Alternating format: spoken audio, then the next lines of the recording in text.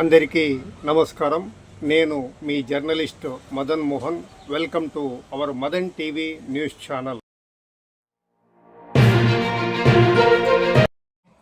ఈరోజు కాట్సాల ఓబులరెడ్డిని గత సంవత్సరం మే నెలలో జరిగిన బనాంపల్లి మార్కెట్లో జరిగిన ఒక అటాక్కి సంబంధించి అతని పైన కేసు అయింది. ఆ కేసులో విచారణలో భాగంగా ఈరోజు రమ్మని గతంలో నోటీస్ ఇవ్వడం జరిగింది. దాని మీద అతను హైకోర్టుకి వెళ్ళి హైకోర్టు నుంచి అడ్వకేట్ ప్రజెన్స్లో నన్ను విచారించాలని గౌరవ హైకోర్టు వారి ఉత్తర్వులు తెచ్చుకోవడం జరిగింది. గౌరవ హైకోర్టు వారి ఉత్తర్వుల ప్రకారం ఈరోజు అడ్వకేట్ ప్రజెన్స్లో అతన్ని విచారణ చేసి విచారణలో భాగంగా స్టేట్మెంట్ రికార్డ్ చేసి పంపించడం జరిగింది. ఈ కేసులో ఎన్నో ఉన్నాయి సార్? అతను ఏమని ఎన్ని కేసులు ఉన్నాయి సార్? ఎవరిపైన? మొత్తం 3 కేసులు ఉన్నాయి ఇప్పటికీ. తనతో పాటు ఇంకెవరు? ఆ కేసులో అతని అనుచరులు దుర్గా, టోపీ అబ్బాస్ అని కొంతమంది ఉన్నారు.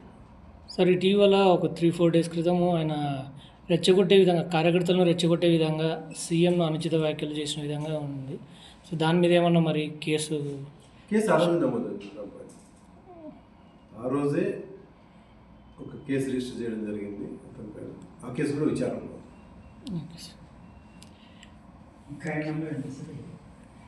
ఇంకా 93 of 2024.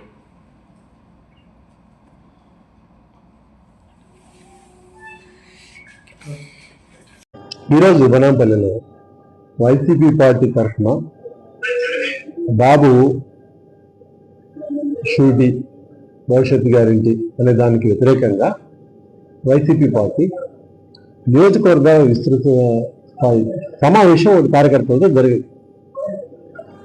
ఆ సమావేశంలో కాటసాని ఓబులరెడ్డి అనే అబ్బాయి మాట్లాడిన పద్ధతి సభ్య సమాజమే చాలా అసహించుకునే విధంగా ఉంది.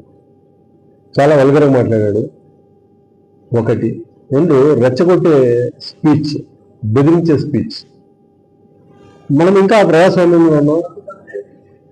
ప్రజాస్వామ్యంలో ప్రజలు ఎవరు గెలిపిస్తే వాళ్ళే ఎమ్మెల్యేలు అవుతారు, మంత్రులు అవుతారు. అది మర్చిపోయి బెదిరింపు ధోరణితో మాట్లాడి, రెచ్చగొట్టే ధోరణితో మాట్లాడితే పోలీస్ పరంగా ఖచ్చితంగా కఠినమైన చర్యలు ఉంటాయి. ఎందుకు చెప్తున్న మాట అంటే, యాక్షన్ లేకపోతే ఇది రోజు రోజుకి ఈ పోకడ పెరిగిపోతుంది. భాష అనేది ఎప్పుడూ కూడా ఒక పద్ధతిగా ఉండాలా. మాట్లాడే ముందు ఒకటి ఆలోచించుకొని ఒక పదం మాట్లాడాలి.